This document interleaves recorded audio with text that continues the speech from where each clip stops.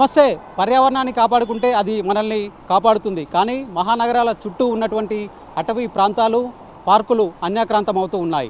అలాంటిదే మీకు ఒక స్టోరీ ఇప్పుడు చూపించబోతున్నాను. హైదరాబాద్ చుట్టూ ఉన్నటువంటి ఏదైతే నార్సింగ్ నుంచి చిలుకూరు వెళ్ళేటువంటి రోడ్డులో ఉన్నటువంటి మృగవని పార్కులో దాదాపు 80 హెక్టార్ల భూమి అన్యాక్రాంతం అయిందనేటువంటి అనుమానాలు కలుగుతున్నాయి. రీసెంట్గా నేషనల్ గ్రీన్ ట్రిబ్యునల్ ఆదేశాల మేరకు జరిగినటువంటి సర్వేలో ఈ విషయాలు బయటపడ్డాయి. నిజంగానే 80 హెక్టార్ల భూమి అన్యాక్రాంతమైందా, లేదంటే ఫారెస్ట్ డిపార్ట్మెంట్ అధికారులు చెప్తున్నట్టుగా గతంలో కానివ్వండి ఇప్పుడు కానీ జరిపినటువంటి మెజర్మెంట్ టెక్నిక్స్లో ఏమైనా తేడాల కారణంగా ఈ తేడా కనిపిస్తూ ఉందా? నిజంగా 80 హెక్టార్ల భూమి అన్యాక్రాంతమైందా, కబ్జాలకు గురైందా? ఓవరాల్గా ఏబిఎన్ ఎక్స్క్లూజివ్ స్టోరీలో తెలుసుకుందాం. హైదరాబాద్ శివార్లో వన్యప్రాణుల సంరక్షణ కోసం ఏర్పాటు చేసిన పార్కు రోజురోజుకు తరిగిపోతోంది. ఏళ్లు గడిచే కొద్దీ ఎకరాలకు ఎకరాల భూమి మాయమవుతోంది. ఐస్ ఏ విధంగా కరిగిపోతుందో చిలుకూరు వద్ద ఉన్న మృగవాణి నేషనల్ పార్క్ విస్తీర్ణం కూడా అలా తరిగిపోతోంది. పలువురు పర్యావరణవేత్తలు ఇదేంటి అని ప్రశ్నించినా ఫారెస్ట్ అధికారుల నుంచి మాత్రం ఎలాంటి సమాధానం రావడం లేదు.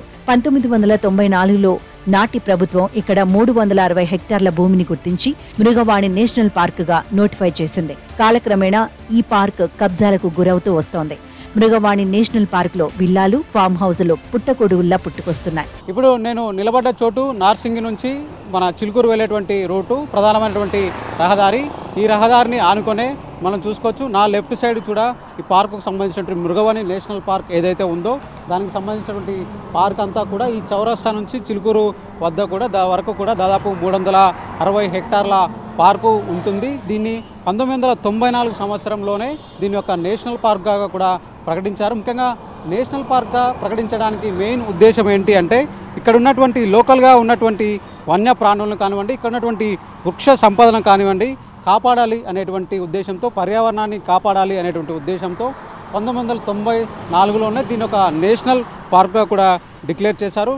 చూసుకున్నట్లయితే దాదాపు ఇది మొత్తం కూడా 360 హెక్టార్ల వరకు ఉంటుంది. అంటే దాదాపు 900 ఎకరాల ల్యాండ్ని మొత్తాన్ని కూడా నేషనల్ పార్క్ అని కూడా చెప్పుకుంటూ ఉంటారు. దీనిలో దాదాపు మొత్తం కూడా వృక్ష సంపదతో కానివ్వండి, జంతువులతో అంటే వన్యప్రాణులతో కానివ్వండి మొత్తం కూడా ఇది నిండిపోయిందని కూడా చెప్పుకోవచ్చు. దాదాపు 600 రకాల మొక్కలు కూడా లోపల ఉన్నట్లుగా కూడా చెప్తూ ఉంటారు. అంతేకాకుండా ఇక్కడ టేకు, వెదురు, పలాస్, రేలా వంటి రకరకాలైనటువంటి పొడవైనటువంటి చెట్లు కూడా ఈ పార్కు అంతా కూడా ఉండడంతో ఇదంతా కూడా ఒక దట్టమైనటువంటి అడవిలాగా కూడా కనిపిస్తూ ఉంది. ఇక చెట్లే కాకుండా ఇక్కడ దాదాపు 350కి పైగా ఏవైతే మచ్చ జింకలు ఉన్నాయో వాటన్నిటికీ కూడా దీన్ని ఒక నిలయంలాగా చెప్తూ ఉంటారు. ఇక అంతేకాకుండా ఇక్కడ దాదాపు రకరకాలైనటువంటి వన్యప్రాణులు ఉన్నాయి. ఓఆర్ఆర్ పక్కనే ఉండడం అంటే ఓఆర్ఆర్ కోసమే దీన్ని ఒక 2 భాగాలుగా కూడా విభజించారని కూడా చెప్పుకోవచ్చు. ఓఆర్ఆర్కు లెఫ్ట్ సైడ్, రైట్ సైడ్ కూడా ఈ పార్క్ ఉంటూ ఉంటుంది. అయితే ఎలక్ట్రిక్ ట్రాన్స్మిషన్ లైన్లు వేసేటువంటి క్రమంలో మొత్తం ఈ పార్కుకు సంబంధించినటువంటి ఈ నేషనల్ పార్కుకు సంబంధించినటువంటి వివాదం కూడా బయటకి వచ్చింది. ముఖ్యంగా నేషనల్ పార్క్లో ఎలక్ట్రిక్ ట్రాన్స్మిషన్ లైన్స్ వేసినట్లయితే లోపల ఉన్నటువంటి చెట్లకు హాని జరుగుతుంది. అంతేకాకుండా లోపల ఉన్నటువంటి వన్యప్రాణులకు కూడా హాని జరుగుతున్నటువంటి ఉద్దేశంతో కొందరు పర్యావరణవేత్తలు అయితే నేషనల్ గ్రీన్ ట్రిబ్యునల్ను వెళ్ళారు. సో నేషనల్ గ్రీన్ ట్రిబ్యునల్కు వెళ్ళినటువంటి నేపథ్యంలో ముఖ్యంగా మొదటగా ఇక్కడ ఏదైతే ఎలక్ట్రిక్ డిపార్ట్మెంట్ ఉందో సో వాళ్ళు ఇక్కడ మోనోపోల్స్ వేయడానికి పర్మిషన్ తీసుకున్నారు. సో మోనోపోల్స్ వేస్తామని కూడా చెప్పారు. తర్వాత ఎలాంటి పర్మిషన్ లేకుండానే దాన్ని ఒక క్వాడ్ పోల్స్ లాగా మార్చడంతో ఎక్కువ చెట్లను నరికివేయాల్సినటువంటి అవసరం ఉంటుంది. అంతేకాకుండా ఎక్కువగా వన్యప్రాణులకు నష్టం జరుగుతుందనేటువంటి ఉద్దేశంతో చాలామంది పర్యావరణవేత్తలు కూడా వెళ్ళినటువంటి సందర్భం కనిపిస్తుంది. ఈ నేపథ్యంలోనే ఓవరాల్గా అసలు పార్కు స్థలం ఎంత ఉంది అంటే నేషనల్ పార్క్గా ప్రకటించినటువంటి స్థలం ఎంత ఉంది, ఇప్పుడు ఎంత ఉంది అనేటువంటి ఒక విషయంలో కూడా ఇక్కడ ఒక రకమైనటువంటి సమస్య ఎదురైంది. ఓవరాల్గా మొత్తం కూడా పార్కుని సర్వే చేయమని కూడా అక్కడ ఉన్నటువంటి నేషనల్ గ్రీన్ ట్రిబ్యునల్ చెప్పినటువంటి సందర్భం కనిపిస్తుంది. ఈ నేపథ్యంలో మొదటగా ఈ పార్కుని నోటిఫై చేసినప్పుడు ఈ పార్క్ మొత్తం కూడా దాదాపు 360 హెక్టార్లు ఉందని కూడా అప్పుడు నోటిఫై చేశారు. కానీ తాజాగా జరిపినటువంటి సర్వేలో ఏదైతే నేషనల్ గ్రీన్ ట్రిబ్యునల్ ఆదేశాల మేరకు జరిపినటువంటి సర్వేలో మొత్తం కూడా 280 హెక్టార్లు మాత్రమే ఈ పార్కు స్థలం ఉన్నట్టుగా దానికి సంబంధించినటువంటి మెజర్మెంట్ జీపీఎస్ ద్వారా మెజర్మెంట్ చేసినప్పుడు దాన్ని దాదాపు 280 హెక్టార్లే బయటపడింది. అంటే దాదాపు మిగతా 80 హెక్టార్ల ల్యాండ్ ఏమైంది అనేటువంటి ఒక విషయం బాగా ఇక్కడ ఇంట్రెస్టింగ్గా మారిందని కూడా చెప్పుకోవచ్చు. ఓవరాల్గా చూసుకున్నట్లయితే ఈ పార్క్ చుట్టూ ఏదైతే ఉన్నాయో దాని చుట్టూ కూడా చాలా ఆక్రమణలు జరిగాయి. సో చాలామంది కూడా ఫామ్ హౌస్లు నిర్మించుకున్నారు. అంతేకాకుండా ఇప్పుడు ఓఆర్ఆర్కు ఇటుపక్క డివైడ్ కావడంతో చాలా ఆక్రమణలకు గురయ్యాయి. సో ఇవన్నిటినీ కలిపి కూడా ఆ 80 హెక్టార్లు ఏవైతే ఉందో ఆ 80 హెక్టార్లు వీళ్ళంతే ఆక్రమణలకు గురయ్యాయి అనేటువంటి అనుమానం కూడా పర్యావరణవేత్తలు కూడా వ్యక్తం చేస్తున్నారు. అయితే ఈ ఫారెస్ట్ డిపార్ట్మెంట్కి సంబంధించి ఏదైతే ఈ పార్క్ ఉందో, ఏ నేషనల్ పార్క్ ఉందో ఆ నేషనల్ పార్క్ సంబంధించి ఎలాంటి మ్యాప్స్ కూడా లేవని పర్యావరణవేత్తలు ఆందోళన వ్యక్తం చేస్తున్నారు. ఆర్టీఐ చట్టం ద్వారా దానికి సర్వే కానివ్వండి, లోపల ఉన్నటువంటి వివరాలు, అంటే ఇక్కడ ఔటర్ రింగ్ రోడ్ వెళ్ళడంతో దానికి ఎంత భూమి కేటాయించారు, ఇలాంటి వివరాలు అన్నీ అడిగినప్పటికీ కూడా ఆర్టీఐ సమాచారం మా వద్ద ఎలాంటి సమాచారం లేదని కూడా వాళ్లకు ఫారెస్ట్ డిపార్ట్మెంట్ వచ్చినటువంటి నేపథ్యంలో అందరూ పర్యావరణవేత్తలు కూడా చాలా ఆందోళన వ్యక్తం చేస్తూ ఉన్నారు. అసలు ఈ 80 హెక్టార్ల భూమి ఏమైంది, ఎక్కడ వెళ్ళింది, అంటే నిజంగానే అప్పట్లో దీన్ని తప్పుగా, అంటే సర్వే మెజర్మెంట్ టెక్నిక్స్లోనే తేడా వచ్చిందా, లేదంటే నిజంగానే ఆక్రమణలకు గురైందా అనేటువంటి విషయంలో కూడా ప్రస్తుతం అయితే పర్యావరణవేత్తలు ఆందోళన చెందుతున్నారు. మరోవైపు పర్యావరణ పరిరక్షణ కోసం ఏర్పాటు చేసిన పార్కుల్లో అనుమతి లేకుండా తెలంగాణ ట్రాన్స్కో క్వాడ్ పోల్ టవర్లు ఏర్పాటు చేసింది. ఈ క్వాడ్ పోల్ టవర్ ఏర్పాటును పర్యావరణవేత్తలు వ్యతిరేకించారు. ఈ పవర్ లైన్లో ఓఆర్ఆర్ వెంట ఏర్పాటు చేసుకోవాలని కోరారు. ఇందుకు ట్రాన్స్కో అధికారులు అంగీకరించలేదు. ఓఆర్ఆర్ వెంట ఉన్న స్థలం మెట్రో కోసం కేటాయించారని, అందుకే పార్కులో ఈ పవర్ లైన్ ఏర్పాటు చేస్తున్నామని ట్రాన్స్కో అధికారులు తెలిపారు. దీంతో ఈ హైటెన్షన్ పవర్ లైన్ ఏర్పాటు చేయడం ద్వారా అనేక చెట్లు ధ్వంసం చేయాల్సి వస్తుందని, వన్యప్రాణులకు హాని జరుగుతుందని పర్యావరణవేత్తలు ఎన్జీటీని ఆశ్రయించారు. ఇక్కడే విస్తుపోయే నిజాలు బయటపడ్డాయి. ఫారెస్ట్ డిపార్ట్మెంట్ ఇప్పుడు ఖచ్చితంగా ఎంత ఉందని చెప్పే పరిస్థితిలో లేదు. ఇందులో ఏమైంది, మనకు ఓఆర్ఆర్ ఎప్పుడైతే 2008-9లో ఓఆర్ఆర్ నిర్మాణం అయిందో ఈ పార్క్ మధ్యలో నుంచి ఓఆర్ఆర్ పోయింది. అంటే ఒక భాగము పార్కు నుంచి సెపరేట్ అయిపోయింది. ఇప్పుడు చూస్తే అందులో విల్లాలు, కబ్జాలు అవుతున్న పరిస్థితి చూస్తున్నాం. అవి ఉన్నదాన్ని కూడా కాపాడదామని మేము ఎలక్ట్రిసిటీ లైన్స్ ఇక్కడ కాదు, ఓఆర్ఆర్ పక్కన ఇంత జాగా ఉంది, సర్వీస్ రోడ్కి ఓఆర్ఆర్కి పక్కన, దాని మధ్యలో నుంచి వేసుకోమని చెప్తే లేదు మాకు అక్కడ జాగా లేదు, అది మెట్రో రైలు కొరకని చెప్పి ఆ ఓఆర్ఆర్కి మెట్రో రైల్ ప్రాంతంలోనేమో మోనోపోల్స్ వేసారు, అంటే సింగిల్ పోల్. మళ్ళీ అటు ఇటు మధ్యలో మృగవన్ లోపలికి వచ్చి ఇక్కడ క్వాడ్ పోల్స్ వేసారు. అంటే చాలా దాదాపు 15 గుంటల భూమి తీసుకోవడం జరిగింది. ఈ 5 క్వాడ్ పోల్స్ కొరకు దాదాపు 2000 చెట్లు నరికివేశారు. ఇది వయలేషన్, ఎందుకంటే అటవీ చట్టం ప్రకారం ఇది నోటిఫైడ్ ఏరియా కాబట్టి ముందు అసలు అనుమతి తీసుకొని నిర్మాణం చేయాల్సి ఉండగా అనుమతి లేకుండా కట్టి ఆ చెట్లను నరికివేసి ఇది అత్యవసరము ప్రజల కొరకు అని దాన్ని జస్టిఫై చేసుకునే ప్రయత్నము ఎన్జిటీలో చేశాను. అయితే ఈ క్రమంలో అసలు పార్కు భూమి ఎంత అనే ప్రశ్న వచ్చింది. 360 హెక్టార్లని మొదట గెజిట్ నోటిఫికేషన్లో ఉంటే ఫారెస్ట్ డిపార్ట్మెంట్ ఏమన్నది ఎన్జిటీ ముందట, మేము 2011లో సర్వే చేసినాము, ఆ సర్వేలో 2087 హెక్టార్లు వచ్చిందని చెప్పాను. అంటే దాదాపు 73 హెక్టార్లు లేదు.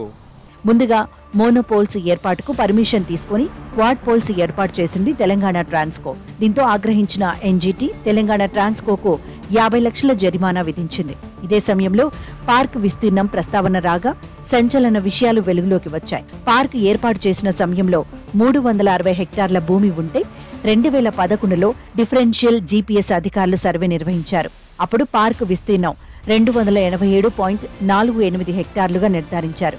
ఇటీవలే మరో సర్వే నిర్వహించారు. తాజా సర్వేలో 280.29 హెక్టార్లు ఉన్నట్లు తేలింది. అంటే 22% తక్కువ, దాదాపు 200 ఎకరాలు మిస్ అయింది. అప్పుడు సర్వే తప్పు చేసిండ్రు, సర్వే టెక్నిక్ తప్పు వలన అది తప్పుగా వచ్చింది అని ఇప్పుడు మనకు ఒక మభ్యపెట్టే కారణం చెప్తున్నారు. ఇది అయిపోయింది. మరి ఇప్పుడు ఎంత ఉంది అంటే ఇప్పుడు ఆ 287 కూడా లేదు. మార్చి 2023న సర్వే చేస్తే 280 హెక్టార్లు అని చెప్తున్నారు. అంటే ఇంకో 7 హెక్టార్లు పోయినట్టు. ఈ 7 హెక్టార్లు ఎటుపోయింది, దానికి సంబంధించి ఎట్లాంటి జవాబు లేదు, మన ఎక్స్ప్లెనేషన్ లేదు. ఇప్పుడు మేము ఎన్జిటి ఇప్పుడు ఇవన్నీ విచారణ చేసి ఇందులో అన్ని వైలేషన్స్ ఉన్నాయి, అటవీ చట్టం ప్రకారం చేయలేదు, వీళ్ళు ముందస్తు అనుమతి తీసుకోలేదు, అసలు ఇక్కడ అవసరం లేకుండా వేసిండ్రు, చెట్లు నరికి వేసిండ్రు, ఇవన్నీ వైలేషన్స్ ఉన్నాయనేది ఎన్జిటి గుర్తించి టీఎస్ ట్రాన్స్కో మీద 50 లక్షల ఫైన్ వేసింది. దీనిపై అటవీ అధికారులు మాత్రం నోరు మెదపటం లేదు.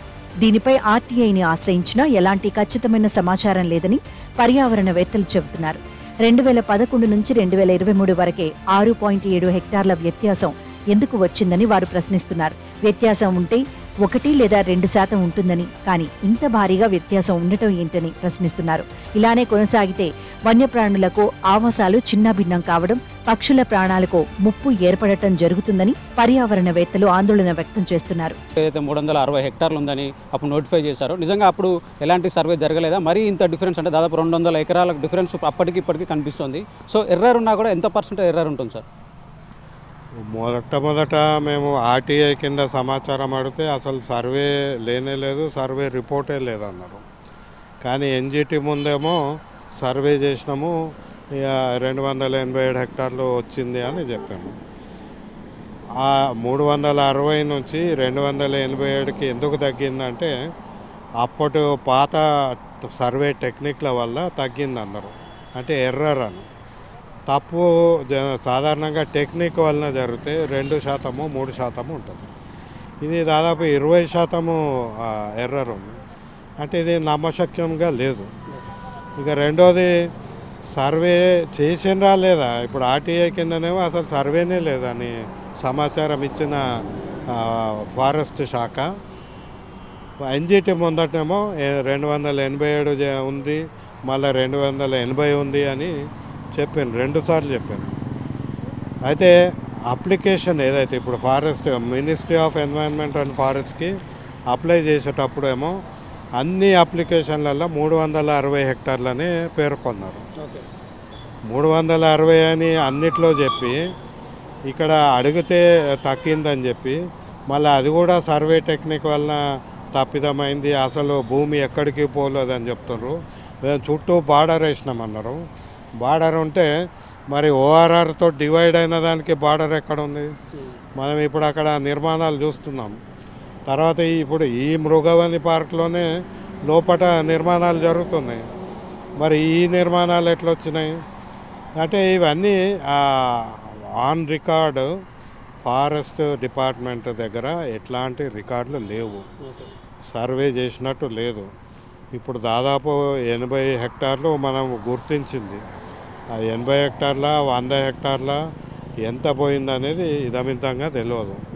దీని మీద అందుకే మేము ఇప్పుడు ప్రభుత్వాన్ని అడుగుతున్నాము.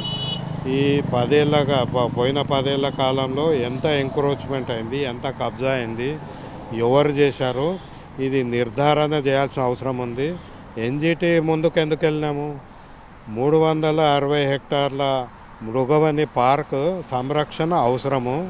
ఈ 360 హెక్టార్లలో ఈ ఎలక్ట్రిసిటీ లైన్లు వేస్తే పార్క్ దెబ్బతింటుంది, పార్కులో ఉండే వన్యప్రాణులు వాటి మీద ఇంపాక్ట్ ఉంటుందని పోయినాము. కానీ ఇప్పుడు చూస్తే అసలు ఈ ఎలక్ట్రిసిటీ వలన పోయిన భూమి ఏమో చాలా చిన్నగా కనపడుతుంది.